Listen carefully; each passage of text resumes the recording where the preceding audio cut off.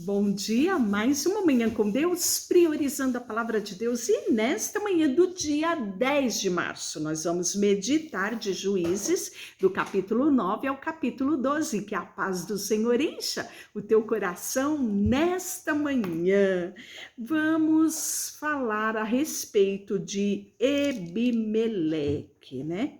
Esse homem que matou muita gente, inclusive os seus irmãos, para se declarar rei. Ontem nós falamos sobre Gideão e eu espero que você tenha lido cada detalhe, que você tenha, usufruído dessa experiência extraordinária vivida por Gideão, que deixou um testemunho, não é? Um testemunho de que Deus, ele não olha para a fragilidade nossa, aquilo que é frágil em nós, né? Deus não é empecilho para que Deus possa nos usar. E Gideão é a prova viva disso, né? Deus o usa de uma forma extraordinária e por conta da intervenção de Gideão, Israel usufrui de 40 anos de paz.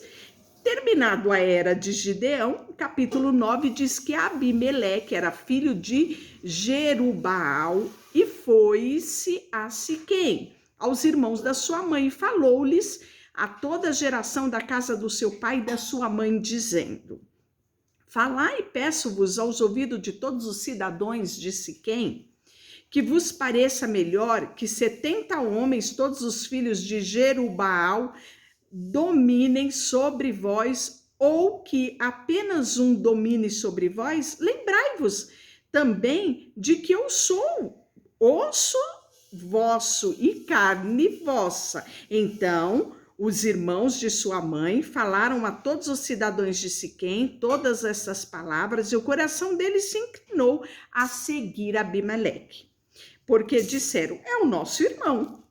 E deram-lhe 70 peças de prata da casa de Baal-Berite, com os quais alugou Ebimeleque uns homens levianos, atrevidos, que o seguiram. Olhe que essa coisa não é de hoje, não é? Matador de aluguel, né? Contratados. Olhe só o que Abimeleque fez. Foi à casa do seu pai em Ofra e matou os seus irmãos, os filhos de Jerubaal, 70 homens, sobre uma pedra. Porém, Jotão, filho menor de Jerubaal, ficou, porque se escondera. Então se ajuntaram todos os cidadãos de Siquém, a toda Bet-Milom, e foram proclamar Abimeleque rei, junto ao carvalho memorial que está em Siquém, né? Interessante que essa cidade, né, era esse monte de Siquém, o monte de Gerizim, ficava nessa região de Siquém, e foi um local muito importante, porque foi ali que Josué, antes de morrer, renovou a aliança de Deus com o povo, através dos mandamentos, né? E aí nós vamos ver que, avisado disso, Jotão foi e se pôs em cima do monte Gerizim, e em alta voz clamou, dizendo: ouvi, cidadãos de Siquém, Deus vos ouvirá a vós outros.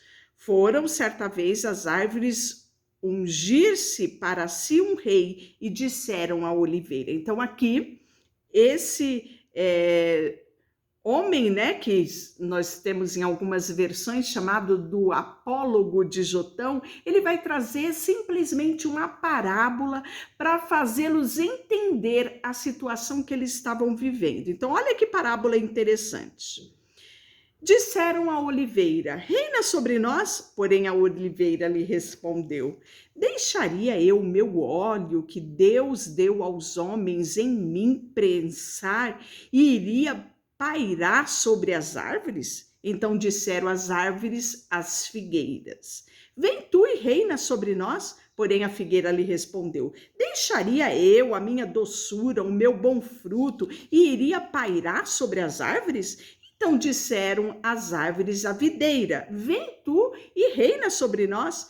Porém a videira lhe respondeu: deixaria eu o meu vinho, que agrada a Deus e aos homens, e iria pairar sobre as árvores? Então todas as árvores disseram a quem? Ao espinheiro: vem tu e reina sobre nós? Respondeu o espinheiro às árvores: se deveras me ungir rei sobre vós, vinde, refugiai-vos debaixo da minha sombra. Mas se não, saia do espinheiro fogo que consuma todos os cedros do Líbano. Agora, pois, se deveras sinceramente procederes, proclamando a rei Abimeleque, e se bem vos portardes para com Jerubaal e para com a sua casa, e com eles agiste segundo o merecimento dos seus feitos, porque meu pai pelejou por vós e, arriscando a vida, vos livrou das mãos dos midianitas. Porém, vós hoje vos levantaste contra a casa do meu pai e matastes os seus filhos, 70 homens sobre uma pedra. E Abimeleque, filho de sua serva, fizeste reinar sobre os cidadãos de Siquém, porque é o vosso irmão. E era assim que eles se declaravam, né? Se deveras sinceramente procedeste hoje com Jerubaal e com a casa, alegrai-vos com Abimeleque, e também ele se alegre convosco. Mas se não, saia fogo de Abimeleque e consuma os cidadãos de Siquém e Bet-Milo. E saia fogo dos cidadãos de Siquém e de Bet-Milo, que consuma Abimeleque. Fugiu logo Jotão e foi para Ber. E ali habitou por temer o seu irmão Abimeleque. E aí, havendo, pois, Abimeleque dominado 3 anos sobre Israel, suscitou Deus um espírito de aversão entre Abimeleque e os cidadãos de Siquém. E estes se houveram aleivosamente contra Abimeleque, para que vingança da violência praticada contra os 70 filhos de Jerubaal viesse o sangue este e caísse sobre Abimeleque, seu irmão, que os matara sobre os cidadãos de Siquém, que contribuíram para que ele matasse os seus próprios irmãos. Os cidadãos de Siquém puseram-se contra ele, homens de emboscada, sobre os cumes do monte, todos aqueles que passavam em cima, junto a eles, eles os assaltavam, e isso se contou a Abimeleque. Veio também Gaal, filho de Ebede, com os seus irmãos, e se estabeleceram em Siquém, e os cidadãos de Siquém confiaram nele. E saíram do campo, vidimaram suas vinhas, pisaram uva, fizeram festa, foram à casa dos seus deuses, comeram, beberam e amaldiçoaram Abimeleque. Você está vendo, né? Toda a situação se formando aqui. E aí nós vamos ver que, ouvindo Jebu, governador da cidade, as palavras de Gaal, rei de Ebede, se acendeu a ira e enviou astutamente mensageiro a Abimeleque, dizendo: eis que Gaal, filho de Ebede, e seus irmãos vieram a Siquém e alvoroçaram a cidade contra ti. Levanta-te, pois, de noite, tu e o povo que tiverem contigo, e ponde-vos emboscada no campo. Levanta-te pela manhã ao sair do sol, e dá um golpe sobre a cidade. Saindo contra ti Gaal com a sua gente, procede com ele como puderes. Então, você está vendo que aqui está confusão formada, né? E aí nós vamos ver que Abimeleque vai vencer Gaal e os siquemitas. Você vai ver toda, né, a trajetória aqui no próprio texto do capítulo 9, a partir do versículo 34. E aí nós vamos ver que assim cada um de todo o povo cortou sua ramada e seguiram Abimeleque e a expuseram em cima da fortaleza subterrânea e queimaram sobre todos os da torre de Siquém, de maneira que morreram todos uns 1.000 homens e mulheres. Olha quanta morte acontecendo aqui, não é? Violência em cima de violência. E aí nós vamos ver que foi Abimeleque, depois de toda essa matança, não é? Ele foi a Tebes e sitiou Tebes e a tomou. Havia, porém, no meio da cidade uma torre forte, e todos os homens e mulheres, todos os moradores da cidade, se acolheram a ela e fecharam após si as portas da torre e subiram ao seu eirado. Abimeleque veio até a torre, pelejou contra ela e se chegou até a sua porta para incendiar essa torre com todo mundo lá dentro. Então era uma prática que Abimeleque já tinha, né? Nós já vimos isso nos textos anteriores. Porém, olha só, certa mulher lançou uma pedra superior de moinho contra a cabeça de Abimeleque e lhe quebrou o crânio. O texto não nos fala quem é essa mulher, só fala que era uma certa mulher. Então chamou logo o moço, o seu escudeiro, e lhe disse: desembanha a tua espada e mata-me, porque não diga a mim, uma mulher o matou, e o moço o atravessou e ele morreu.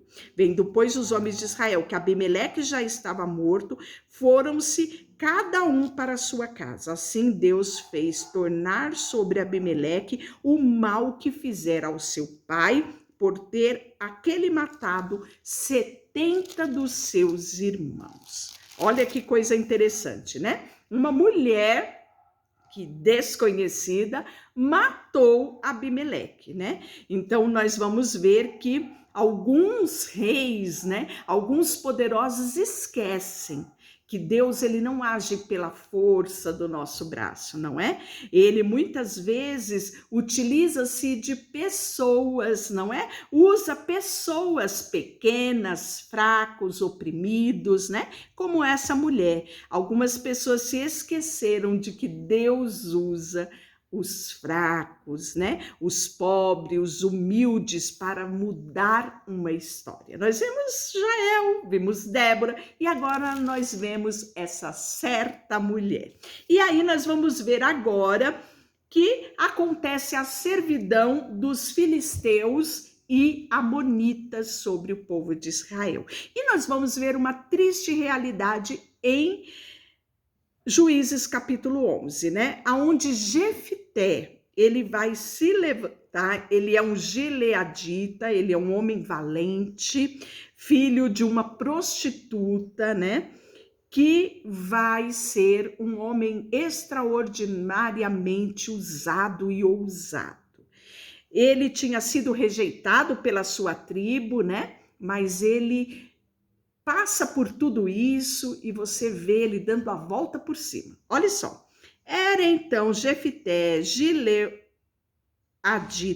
filho valente, porém filho de uma prostituta, em Gileade, que gerara Jefté. Então, ele era considerado um filho bastardo, não é?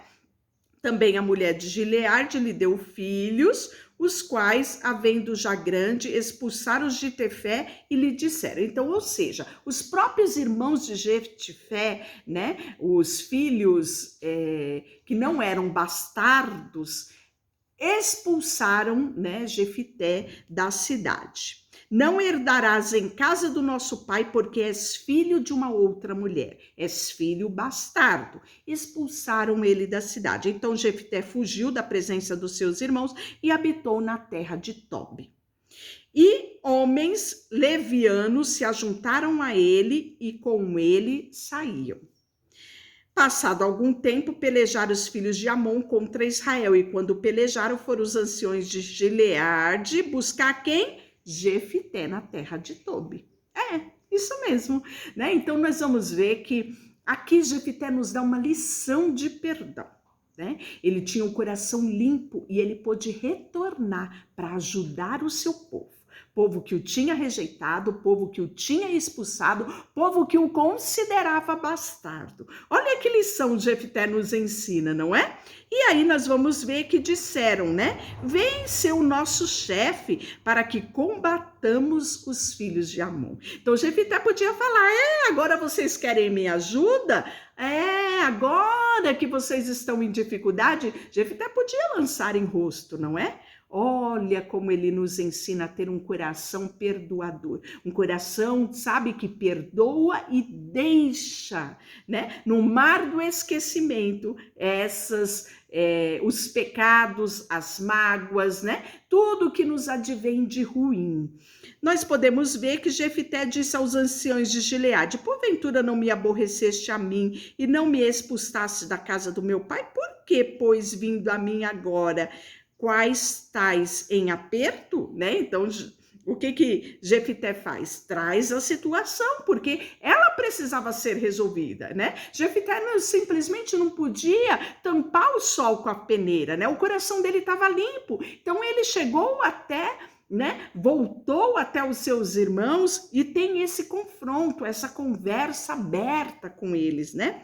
E aí responderam os anciões de Gileade a Jefté: por isso mesmo, tomamos a ti, vem pois conosco e combate contra os filhos de Amon. Ou seja, eles disseram: é isso mesmo, agora nós estamos em aperto e precisamos de você. Seja o nosso chefe sobre todos os moradores de Gileade. Olha como Jefité vai embora e como ele volta. Então Jefité perguntou aos anciões: se me tornardes a levar para combater os filhos de Amon e o Senhor nos der, então eu vos serei por cabeça. Responderam os anciões de Gileade a Jefité: o Senhor será testemunha entre nós e nós, e nos castigará se não fizermos segundo a sua palavra. Então Jefité foi com os anciões de Gileade, o povo, e o pôs sobre a cabeça sobre si, né, sobre chefe do povo, perante ao Senhor em Mispa, enviou Jefité mensageiro aos filhos de Amon. Então aqui nós vamos começar, né, a atuação de Jefité para livrar o povo israelita, né? E aí nós vamos ver que começa-se a mensagem e Jefité vai fazer um voto. Olha só, está no versículo 29. Então o Espírito do Senhor veio sobre Jefité, atravessando este por Gileade e Manassés, passou até Mista, de Gileade e de Mista, passou contra os filhos de Amon. Fez Jefité um voto ao Senhor e disse: se com efeito me entregares os filhos de Amon nas minhas mãos, quem primeiro à porta da minha casa me sair ao encontro, voltando eu vitoriosa dos filhos de Amon, esse será do Senhor e eu oferecerei em holocausto. Deus, ele nunca, em hipótese alguma, pediu sacrifício humano. A única vez que Deus pede foi a Abraão, o seu filho Isaque. E aí você já sabe todo o contexto e a interferência de Deus de não aceitar o sacrifício ali de Isaque, trazendo a provisão do cordeiro. Mas Jefité ignorou, sabe, aquilo que já tinha acontecido. Ele ignorou, sabe, o modus operandi de Deus. E ele quis, sabe, com o coração voluntário, fazer um sacrifício ao Senhor. E ele fez esse voto. E aí nós vamos ver que quando ele volta vitorioso da guerra, quem lhe sai? A sua filha única, ao encontro do pai. E aí ele diz no versículo 35, quando a viu, ele rasgou as vestes e disse: ah, minha filha, tu me prostras e me contemplo, tu passaste a ser a causa da minha calamidade, porque fiz um voto ao Senhor e não tornarei atrás. E aí nós vamos ver que ela, própria filha, né, e é lindo esse relacionamento dos dois, ela diz ao pai: pai meu, fizeste um voto ao Senhor, faze, pois, de mim segundo o teu voto, pois o Senhor te vingou dos teus inimigos, os filhos de Amon.